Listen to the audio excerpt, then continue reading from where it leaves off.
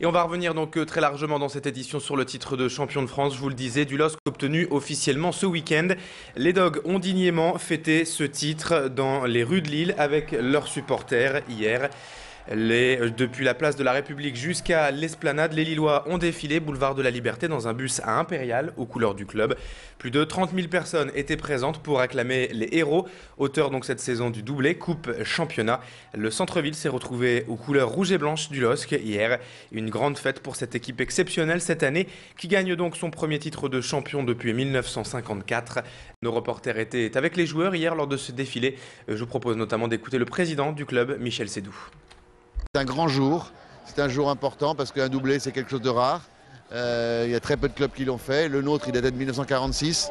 Donc aujourd'hui d'avoir un peu remettre dans le musée ou dans les vitrines des coupes rutilantes par rapport à celles qu'on avait poussiéreuses, ça change quelque chose. Et si ce soir vous gagnez le triplé, c'est-à-dire non, avec la Palme d'Or? Je peux vous informer en direct que malheureusement le film n'est pas retenu par la Palme d'Or, mais comme il était le plus aimé du public, ce qui compte le plus, c'est le public, comme aujourd'hui.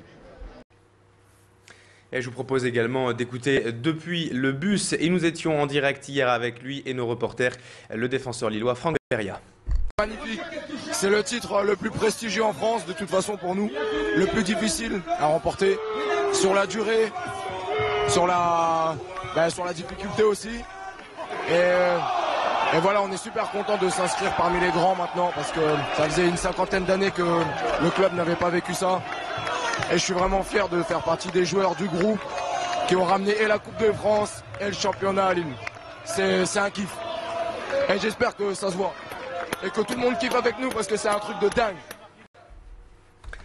Et que ce soit à Place de la République hier, le long du boulevard de la Liberté ou sur l'Esplanade, une foule immense attendait partout les joueurs. Aujourd'hui, simplement, le LOSC est la meilleure équipe de France et ses supporters ne pouvaient donc pas manquer cela. Drapeaux, écharpes, maillots ou même autres parures, tous étaient habillés aux couleurs du club et ont suivi le bus des joueurs jusqu'au Champ de Mars pour profiter de cette fête exceptionnelle.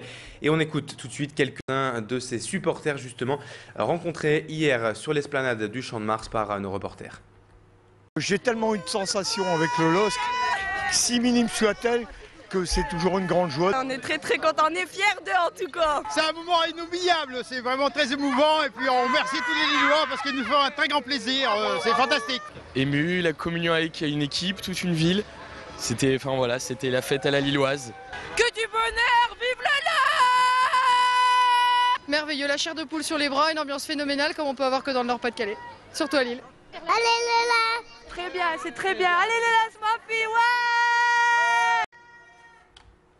Et on revient à présent sur la soirée de samedi qui a vu le LOSC devenir champion de France avec ces images de nos confrères de LOSC TV au Parc des Princes à Paris et la fête qui a commencé dès le coup de sifflet final avec les quelques 2000 supporters lillois qui avaient fait le déplacement à Paris. Les joueurs qui sont restés de longues minutes avec leurs supporters pour célébrer leur doublé. Comme vous le voyez sur ces images avec notamment le capitaine Rio Mavouba et tous les autres joueurs lillois en face de leurs supporters durant de longues minutes après le coup de sifflet final. Les joueurs bien sûr ensuite qui sont rentrés au vestiaire et qui ont continué à chanter encore une fois avec tout l'entourage du club, le président Michel Sédou, le staff, tous les joueurs, Rudy Garcia, l'entraîneur.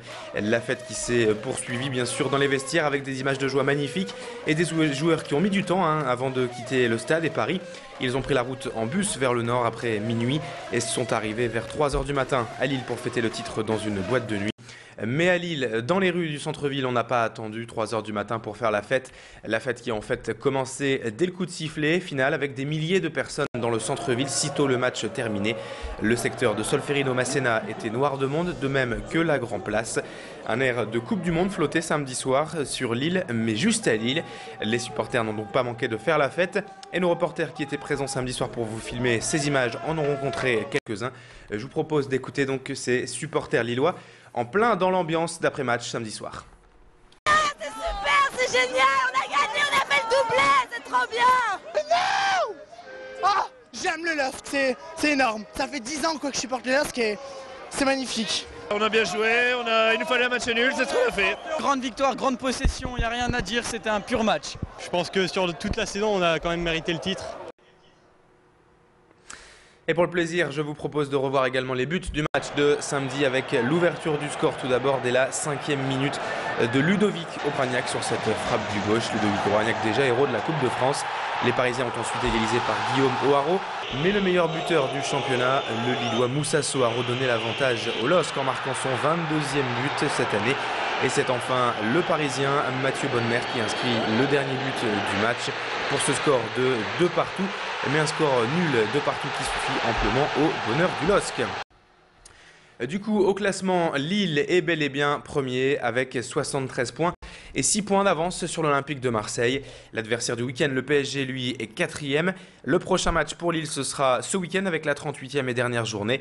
Le LOSC reçoit Rennes dimanche soir à 21h au Stadium. Et une belle fête est bien sûr encore attendue au stade de Villeneuve-Ascq. Allez, rapidement, dans le reste de l'actualité de ce week-end, un jeune homme de 29 ans a été tué samedi matin tôt dans le quartier de Lille-Moulin à la sortie d'un bar. Après une altercation, ce garçon a été mortellement poignardé. L'auteur du coup de couteau mortel a été interpellé hier et déféré au parquet.